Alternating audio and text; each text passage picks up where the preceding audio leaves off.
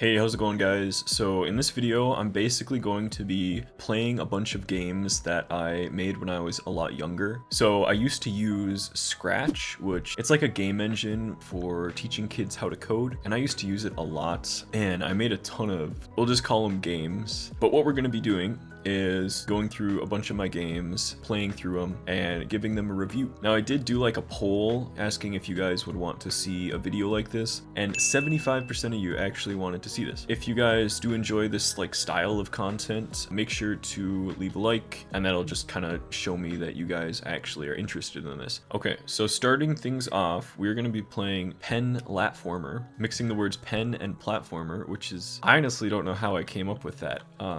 But essentially, you draw to create platforms, which sounds like a really good idea, but then you realize, oh wait, I can't use WASD. You realize that there's no limit to what you can draw. So you can literally just fly around and go wherever you want, which is obviously kind of detrimental to a platformer game's actual like fun factor. I don't have that many levels in here, if I remember. Please use this template as long as you give credit. Just in case anyone was planning on using this Pen Latformer, make sure to give credit. We're gonna see if we can beat this super hard level here. I know you guys love the high octane gameplay. Wow, that was... Oh, that's it. Okay. Well, I'm gonna rate that one honestly a 10 out of 10. Like, would recommend. We'll go on to the next one here. You guys aren't ready for this amazing game. This has the most polished gameplay. Okay, so we have Spinny Cannon, which is a very original name. I don't think you'll ever find a game like this. At least I hope you don't find a game like this. But we have two actions. We can jump either left or right, and we can shoot. I think we're trying to kill the blocks, but they're moving from both directions and you can't really get away. So, super fun. We're gonna see if I can get 5, because I think it's one. Oh no, it's 1 on every hit. Okay, I'm gonna try to get 10 then. This is such a fun game to play. Oh, you can kind of fly, I forgot about that. So, yeah, you can kind of fly. Well, I got to 10. At least I have a world record there, so in case any of you wanted to compete for the world record, definitely make sure to do that. I would honestly rate this game like, this is gonna be a 2 out of 10. Actually, maybe I should be a bit more generous. I'm gonna give it a 3. Highly don't recommend this game. We're gonna play the updated version now. So I changed the name, I added multiplayer, the menu looks a bit more professional. Oh, you can play on the main menu, that's kind of cool. And then we have our hardness, of course, which I'm assuming corresponds to the difficulty. So now we can jump, we can rotate, and then we can also shoot. If I remember correctly, there was another, like if you jumped, well, yeah. Okay, so you can do like a super jump if you hold down an angle while jumping. And you can actually fly. We're making progress here. At least there's like multiple types of enemies. Like for these ones, you actually have to get above them and shoot, or you have to wait till they're like standing upright. So that's kind of cool, I guess, but still this game is just, it's not fun to play at all. I'm gonna give it a 6 out of 10. Oh, we have this super cool project. So I basically remixed someone's Parallax background and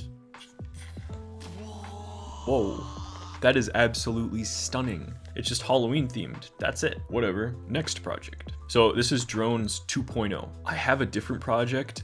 Actually, I don't know if I still have access to it. I think I made it when I was like 12, and Scratch 3 ended up breaking the code, so it like no longer works. But if I can like get that and make it playable, I might make another one of these videos. But I tried to remake it as Drones 2.0, but I kind of turned it into like a platformer. And I think this game is actually like super polished. Oh my gosh, I forgot about this. Okay, so you can change the costume. So we're gonna be the Grim Reaper, definitely. There we go. All right, so basically the point of this is you have to pick up all the trash and throw it into the trash can.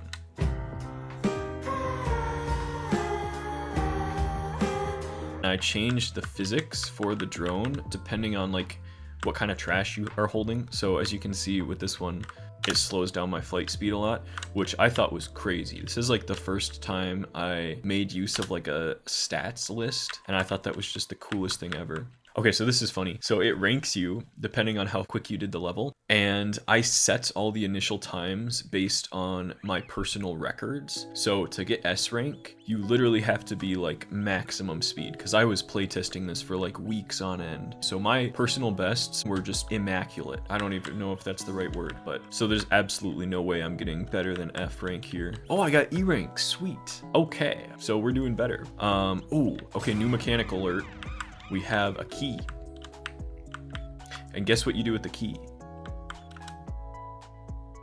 Uses a lot of brain power to figure out these puzzles. Oh, there we go. My first ever logo. This was the first iteration of my Cubal logo. It's a Q. Really creative. Not like my current one's any better, but oh, this one teaches you how to recycle. They should put this in schools, and you have to remember that trash bags are not recyclable, so you don't put those on the in the bin. Very educational game, honestly, I must say. I'm pretty shocked at how many levels there are. All right, you guys got to use your eyes for this one. Where's the key?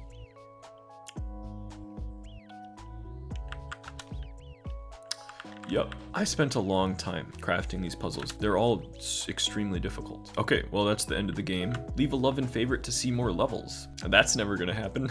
All right, next up we got one of my favorites. I was super like inspired by Downwell, which if you don't know, it's just an awesome roguelike game. Ooh, we have all sorts of options. I made a ton of different skins for this game, but basically you're this little rock and you can jump and wall jump for some reason, and you just have to like slam down and destroy all the enemies. I don't know, I've had a lot of fun with the effects for this one.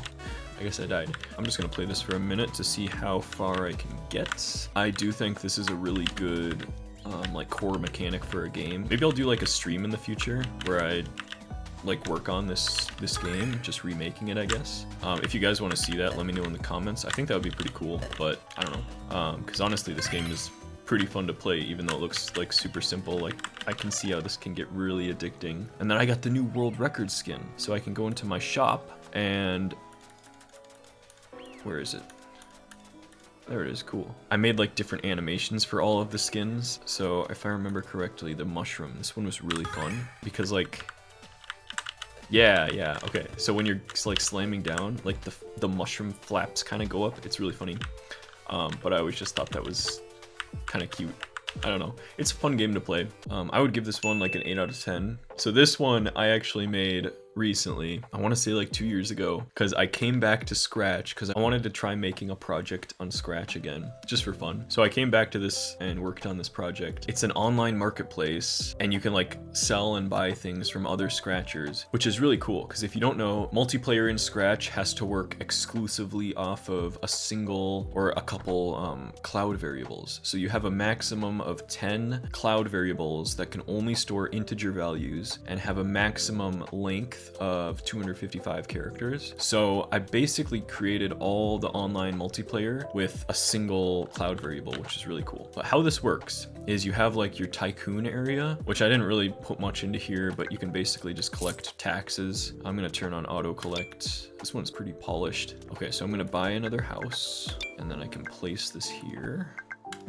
And this one feels really polished. I like this game. You have your inventory here, so I could basically take this pencil and put it on the market for like $500. And then it would go onto the market here. And when there's a bunch of people playing, you can purchase stuff from other people and it'll connect to their instance of the game and actually like increase their money. So all the trading and stuff and purchasing actually worked, which is really cool. And I think I said actually like 50 times in that sentence. Anyway, and then we can restore this item if we want. We can put something on the market for like negative $1,000. If someone bought that, then I would have to pay them, which is pretty cool. Oh, and then it also tracks your current income. So it'll basically take all of the like profitable instances or whatever and then divide them by the time and see how much money you're actually making per minute, which is kind of cool. I would rate this game 9 out of 10. And once again, I'm rating these based on Scratch projects that I've made. So like basically the peak of my Scratch career, because like even this, I don't know if you can really tell, but it's kind of laggy. There is a lot of stuff that's just hard to optimize in Scratch. So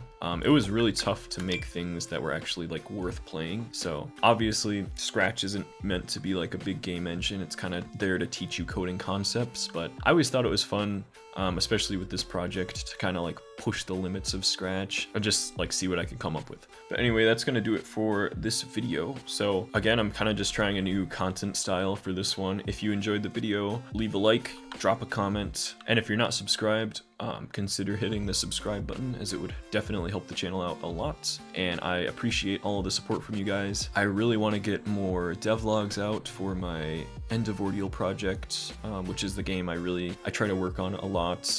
So there's a lot of stuff you guys haven't seen in that, and I really want to make a devlog for it. And I'm not going to stop doing tutorials or anything. I'm just going to kind of shake up my content a bit, try a few different styles, and I've also really wanted to like start streaming lately. So if you guys want to see that, definitely let me know. I'd just be streaming like game development. But yeah, anyway, that's it for this video, and I'll see you in the next one.